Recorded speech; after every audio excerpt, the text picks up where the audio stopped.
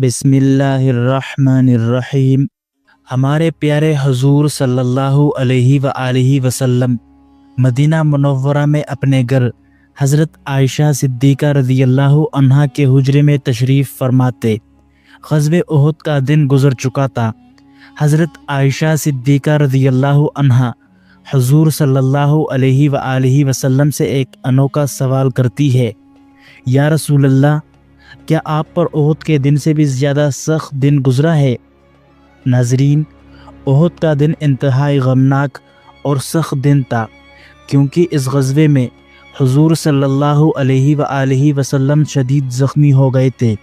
آپ کا دانت مبارک شہید ہو گیا تھا، اور اس جنگ میں آپ کے چچا حضرت حمزہ رضی اللہ عنہ بھی شہید ہو گئے تھے۔ نہ صرف شہید بلکہ ان کے جسم کے اعضاء کاٹے گئے، ان کے ناک کان کاٹ دیے گئے، ان کا کلیجہ نکال کر چبایا گیا۔ یہ انتہائی سخت دن تھا، لیکن رسول کریم صلی اللہ علیہ وآلہ وسلم حضرت عائشہ صدیقہ کو جواب دیتے ہیں، ہاں، مجھ پر احد سے بھی زیادہ سخت دن گزرا ہے، اور یہ وہ دن تھا کہ آسمان سے پہاڑوں کے فرشتے آئے اور عرض کرنے لگے، اے اللہ کے رسول، آپ صرف حکم کرے، ہم یہ پہاڑ اٹھا کر ان لوگوں پر گرا دے اور ان کو چکنا چور کر دے۔ تو ناظرین، کیا آپ جانتے ہیں کہ کافروں نے حضور صلی اللہ علیہ وآلہ وسلم پر ایسا کون سا ظلم کیا تھا جس پر اللہ تعالیٰ اتنا خفا ہو گئے کہ عذاب کے فرشتے نازل ہو گئے؟ تو آج ہم مکمل واقعہ آپ لوگوں کے ساتھ شیئر کریں گے۔ محترم ناظرین، نبوت کا 10واں سال تھا، جسے عام الحزن یعنی غم کا سال کہا جاتا ہے۔ یہ وہی سال تھا جس میں ہمارے پیارے نبی صلی اللہ علیہ وسلم کے مشفق چچا ابو طالب اور آپ سے بے انتہا پیار کرنے والی آپ کی محبوب بیوی حضرت خدیجہ رضی اللہ عنہا کا انتقال ہوا تھا۔ ان دونوں عظیم شخصیات کی وفات، جو آپ صلی اللہ علیہ وآلہ وسلم کو حوصلہ دینے والے اور قریب شخصیات تھے، اسی کے ساتھ ساتھ کفار مکہ کے ظلم و ستم کا سلسلہ مزید سخت ہو گیا تھا۔ اسی لیے نبی کریم صلی اللہ علیہ وآلہ وسلم نے قریش مکہ کے ظلم سے تنگ آ کر شوال 10 نبوی میں طائف جانے کا قصد فرمایا کہ شاید وہاں کے لوگ اللہ کی ہدایت کو قبول کرے اور دین حق کے حامی بنے۔ آپ صلی اللہ علیہ وآلہ وسلم نے اپنے آزاد کردہ غلام حضرت زید بن حارثہ رضی اللہ عنہ کو ساتھ لیا اور طائف کا سفر کیا اسلام کی تبلیغ کے لیے۔ جب وہاں کے سرداروں سے آپ نے ملاقات کی، جو آپ کے ننیالی رشتہ دار بھی تھے، ان دنوں طائف میں عمر بن عمیر کے 3 لڑکے عبد یالیل، مسعود اور حبیب بن ثقیف کے سردار تھے۔ آپ صلی اللہ علیہ وآلہ وسلم نے مذکورہ بالا تینوں سرداروں سے ملاقاتیں کیے اور انہیں اسلام کی دعوت دی اور اپنی مدد کی درخواست کی۔ آپ صلی اللہ علیہ وآلہ وسلم نے مسلسل 10 دن وہاں قیام کر کے ان کو سمجھانے کی پوری کوشش کی، کفر و شرک چھوڑ کر ایمان کی طرف آنے کی دعوت دی، لیکن ان تینوں نے نہایت گستاخانہ جواب دیا۔ ایک نے کہا، اللہ کو تمہارے سوا اور کوئی نہ ملا جسے نبی بنا لیتا۔ دوسرے سردار نے کہا، کعبۃ اللہ کی اس سے بڑی اور کیا توہین ہوگی کہ تم جیسا شخص پیغمبر ہو۔ تیسرا سردار بولا، میں تم سے ہرگز بات نہ کروں گا، اگر تم سچے ہو تو تم سے گفتگو خلاف ادب ہے، اور اگر جھوٹے ہو تو گفتگو کے قابل ہی نہیں۔ مذکورہ سرداروں نے نہ صرف ہدایت کو قبول نہیں کیا، بلکہ آپ صلی اللہ علیہ وآلہ وسلم کو اس بستی سے نکال دیا۔ ان بدبختوں نے اسی پر اکتفا نہیں کیا، طائف کے بدماشوں اور اوباش لڑکوں کو آپ کے پیچھے لگا دیا کہ وہ آپ صلی اللہ علیہ وآلہ وسلم پر پتھر برسائے اور آپ کا مذاق اڑائے۔ چنانچہ انہوں نے راستے سے گزرتے وقت آپ صلی اللہ علیہ وسلم پر پتھر مارنا شروع کر دیے۔ ظالموں نے آپ پر اس قدر پتھر برسائے کہ آپ صلی اللہ علیہ وآلہ وسلم زخمی ہو گئے۔ جب آپ زخم کی شدت سے بیٹھ جاتے تو یہ بد نصیب آپ کے بازو پکڑ کر دوبارہ پتھر برسانے کے لیے کڑا کر دیتے اور کہکہے لگاتے۔ حضور نبی اکرم صلی اللہ علیہ وآلہ وسلم کا جسم مبارک لہو لہان ہو گیا اور آپ کی جوتیاں خون سے بھر گئی۔ جب آپ زخموں سے چور ہو کر بیٹھتے تو وہ لوگ بازو کھینچ کر دوبارہ کڑا کر دیتے، اور جب آپ چلنے لگتے تو پتھر برساتے، ساتھ ساتھ گالیاں دیتے اور تالیاں بجاتے۔ پتھروں کے لگنے سے آپ کو شدید چوٹیں آئی۔ حضرت زید بن حارثہ رضی اللہ عنہ جو اس سفر میں آپ کے ہمراہ تھے، آپ کو بچانے کی کوشش کرتے رہے اور ہر ممکن کوشش کرتے کہ جو بھی پتھر آئے وہ بجائے آپ کے ان کے جسم پر آ گرے۔ اسی کوشش میں حضرت زید بن حارثہ رضی اللہ عنہ کا پورا سر زخمی ہو گیا۔ آپ صلی اللہ علیہ وآلہ وسلم کے پاؤں اس قدر زخمی ہو گئے کہ ان سے خون بہنے لگا۔ شدید زخمی حالت میں آپ طائف سے باہر نکلے اور بنی ربیعہ کے باغ جو عقبہ بن ربیعہ اور شیبہ بن ربیعہ کا تھا ان میں ایک درخت کے نیچے پناہ لی۔ آپ صلی اللہ علیہ وآلہ وسلم بہت رنجیدہ، زخمی اور دل شکستہ تھے۔ وہی آپ نے ایک بہت ہی درد بری دعا مانگی جو دعائے طائف یا دعائے مستضعفین کے نام سے مشہور ہے۔ اس دعا کا ایک ایک فقرہ تواضع اور عاجزی کے سانچے میں ڈلا ہوا ہے۔ اس سے اندازہ ہوتا ہے کہ طائف کے لوگوں نے آپ سے جو بدسلوکی کی اور بدتمیزی کی، اس کی وجہ سے آپ کس قدر مغموم اور رنجیدہ تھے۔ آپ صلی اللہ علیہ وآلہ وسلم نے فرمایا، اے اللہ، میں تجھ ہی سے اپنی کمزوری اور بے بسی اور لوگوں کے نزدیک اپنی بے قدری کا شکوہ کرتا ہوں۔ اے اللہ، تو کمزوروں کا سہارا ہے اور تو ہی میرا رب ہے۔ تو مجھے کس کے حوالے کر رہا ہے؟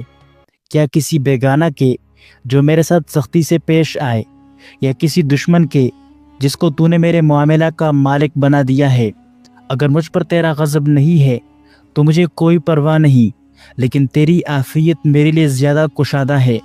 میں تیرے چہرے کے اس نور کی پناہ چاہتا ہوں جس سے تاریکی روشن ہو گئی اور جس پر دنیا اور آخرت کے معاملات درست ہوئے، کہ تو مجھ پر ناراض نہ ہو یا تیرا عتاب مجھ پر وارد ہو۔ میں صرف تیری رضا چاہتا ہوں جب تک تو راضی نہ ہو جائے، اور تیرے سوا کوئی طاقت و قوت ہی نہیں۔ اسی اثنا میں اللہ تعالیٰ نے حضرت جبریل علیہ السلام کو نازل فرمایا۔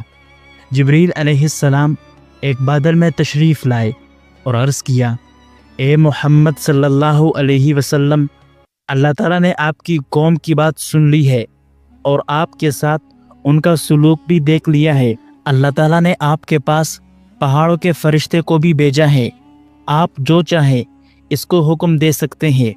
پھر پہاڑوں کے فرشتے نے نبی کریم صلی اللہ علیہ وسلم کو سلام عرض کیا اور کہا، اے محمد صلی اللہ علیہ وسلم، اگر آپ چاہیں تو میں ان دونوں پہاڑوں کو جو مکہ کے دونوں طرف ہے اٹھا کر طائف کے ان ظالموں پر گرا دوں تاکہ ان کا نام و نشان مٹ جائے۔ یہاں نبی رحمت صلی اللہ علیہ وسلم کا جواب وہ تھا جو رہتی دنیا تک رحمت للعالمین ہونے کا ثبوت دیتا ہے۔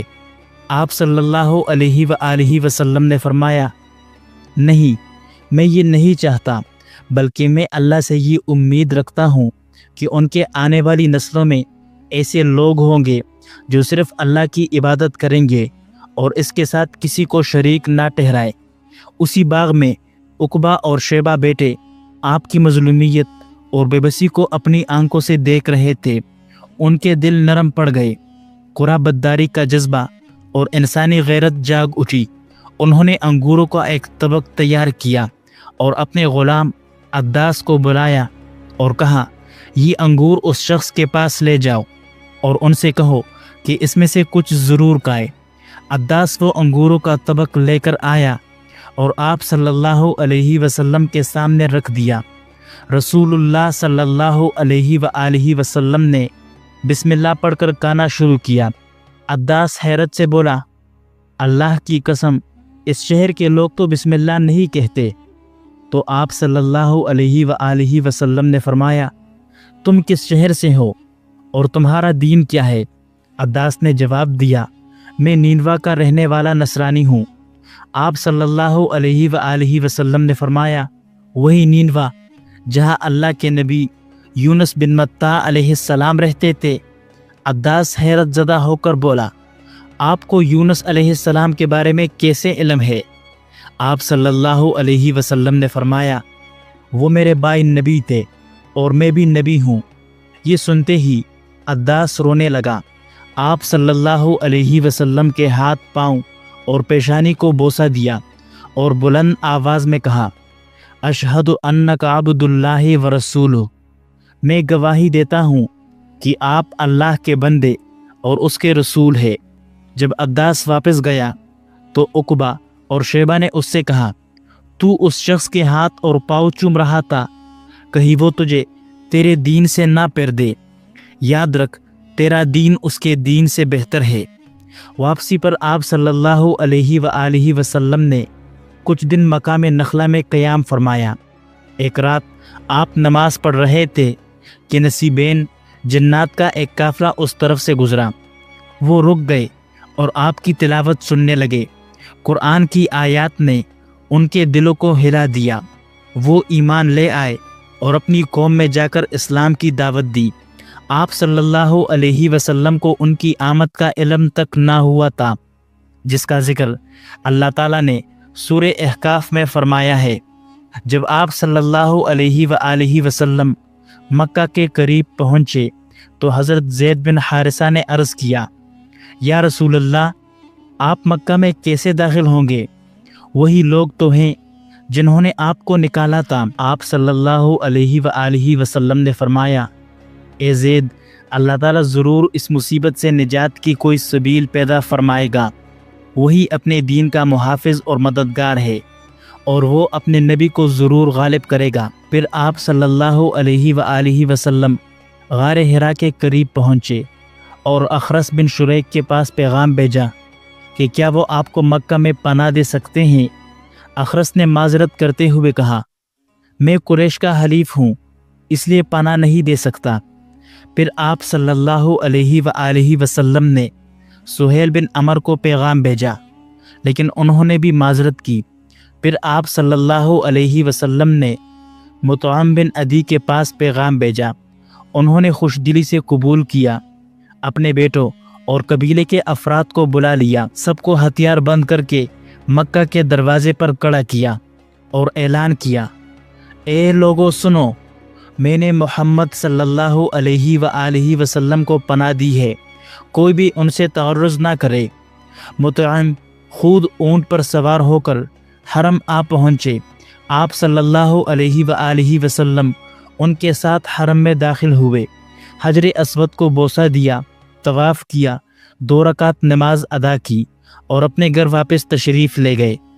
مطعم اور اس کے بیٹے آپ کو گھیرے میں لیے ہوئے تھے۔